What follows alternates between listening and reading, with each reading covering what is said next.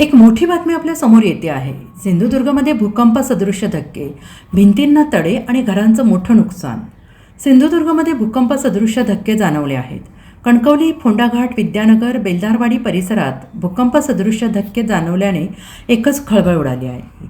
4 घरे बाधित झाली असून भिंतींना मोठ्या भेगा पडल्याने घरांचं मोठं नुकसान झालेलं आहे आणि यामुळे नागरिकांमध्ये भीतीचं वातावरण पसरलेलं आहे। समोर आलेल्या माहितीनुसार सिंधुदुर्ग जिल्ह्यातील कणकवली आणि परिसरात भूकंप सदृश्य धक्के जाणवले आहेत। या घटनेत 4 घरांच्या भिंतींना तडे गेले असून मोठ्या भेगा पडल्या आहेत। भूकंपाच्या धक्क्यानंतर नागरिकांमध्ये भीतीचं वातावरण पसरलं आहे। या घटनेनंतर फोंडाघाटच्या सरपंच संजना संजय अग्रे यांनी सकाळी संबंधित परिसराला भेट देऊन नुकसानग्रस्त घरांची प्रत्यक्ष पाहणी केली। मात्र हा भूकंप किती रिश्टर स्केलचा होता याबाबत अधिक माहिती समजू शकलेली नाही। फोंडाघाट गावातील विद्यानगर येथील बेलदारवाडी वस्तीवर भूकंप झाला अशी मला काही नागरिकांकडून माहिती मिळाली। तर मी आज सकाळी तिथे भेट दिली तर तिथल्या नागरिकांचं असं म्हणणं आहे की रात्री 11:30 ते 11:15च्या दरम्यान आम्हाला भूकंप सदृश्य परिस्थिती जाणवली।